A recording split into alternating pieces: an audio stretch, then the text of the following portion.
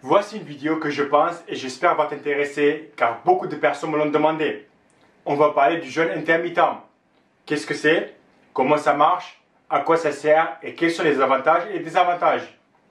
Je vais essayer d'un côté de vous donner mon avis et ce qui a été prouvé avec certaines études.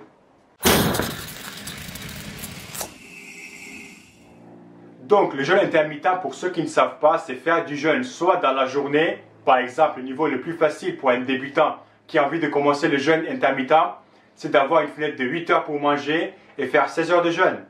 Par exemple, tu as le droit de manger de midi jusqu'à 20 heures. Et entre 20 heures et le lendemain midi, tu dois boire que de l'eau. Puis quand ton corps s'habitue, tu peux avoir une fenêtre de 5-6 heures pour manger et tu fais 18-19 heures de jeûne. Et à partir de là, ce sera un peu trop extrême. Mais il y a aussi d'autres variations de jeûne intermittent. Et c'est de faire du jeûne 24 heures. Soit un jour sur deux, soit un jour quand ça t'arrange, mais au moins 2 fois dans la semaine. Et quand on dit jeûne, c'est que tu as le droit de consommer que de l'eau et rien d'autre. Pour moi, c'est un peu trop extrême, mais bon, sache que ça existe. Rappelle-toi que ce n'est pas un régime, c'est plutôt une mode de vie. Et il n'y a pas de restriction. Donc normalement, pendant la fenêtre où tu as le droit de manger, tu es censé ou tu as le droit de manger ce que tu veux. Mais bon, il faut être raisonnable. Juste parce que tu as le droit de manger ce que tu veux, et tu es juste limité dans le temps, ne signifie pas que tu peux manger comme un porc. Maintenant, si tu me demandes à moi à quoi ça sert et pourquoi faire du jeûne intermittent, je dirais que c'est un bon moyen de contrôler ses calories, et donc moins manger, et donc perdre plus de la graisse. Mais ce n'est pas pour tout le monde. Déjà, faire du jeûne intermittent avec un objectif de construire du muscle, prendre du poids et améliorer ses performances, ce n'est pas la meilleure idée. Je n'ai pas dit que c'est impossible ou ça ne se fait pas, mais ce n'est pas ce qui est le plus optimal. J'ai dit que ce n'est pas pour tout le monde car pour certaines personnes, ou en tout cas pour mon cas, 8 heures ou même 6 heures de fenêtre pour manger suffit pour manger plus que ce que j'ai besoin pour maintenir ou perdre la graisse. Je sais que si moi je ne mange pas pendant 4-5 heures, et c'est le cas de beaucoup de monde, je serai déjà pas bien, désagréable, pas en forme, et après je pourrais facilement manger un repas qui dépasse les 1000 calories.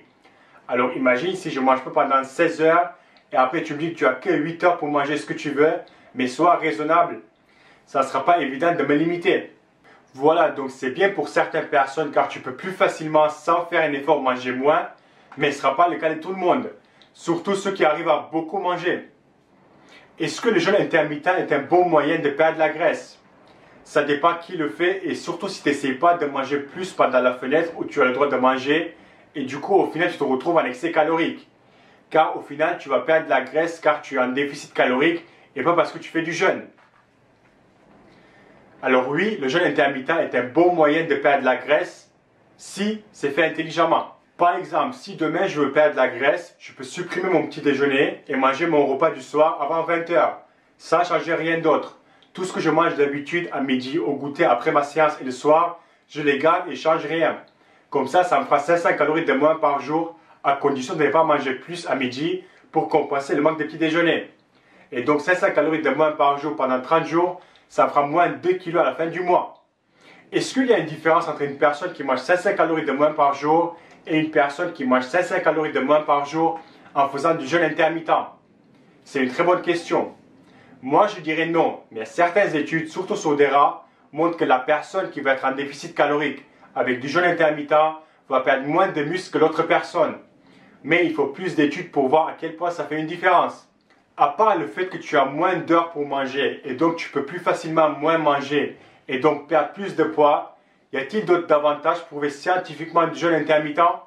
C'est là où on a un petit problème, car malheureusement il n'y a pas des études solides ou des méta-analyses sur le jeûne intermittent qui nous montrent clairement que faire du jeûne intermittent te permet de A, B, C.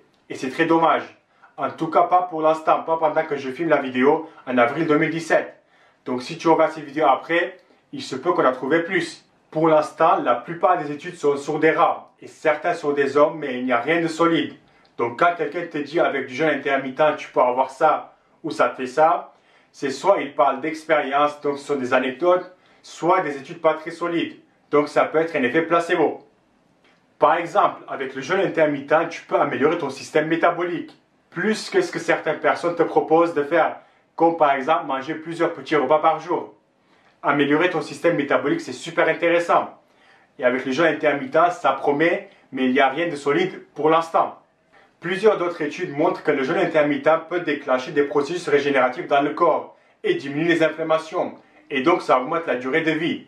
Mais ces études ne sont pas très solides encore une fois, car on ne sait pas si c'est bien le jeûne intermittent ou le fait que tu as un déficit calorique et tu manges moins que tout ça se passe.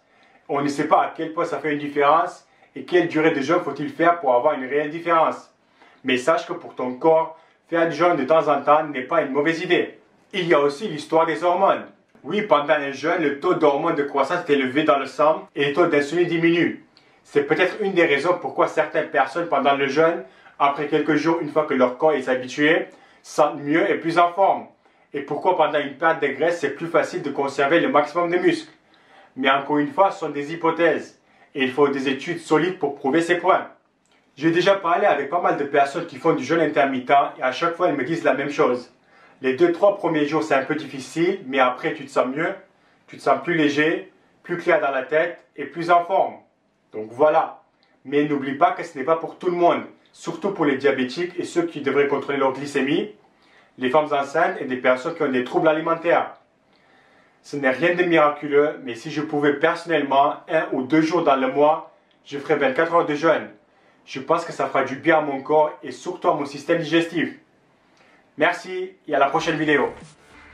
Puis quelques jours plus tard, on les prend de côté et on leur dit toi demain soir avec ton dîner, tu vas boire comme d'habitude un grand verre d'eau. Toi tu vas boire un grand verre de coca.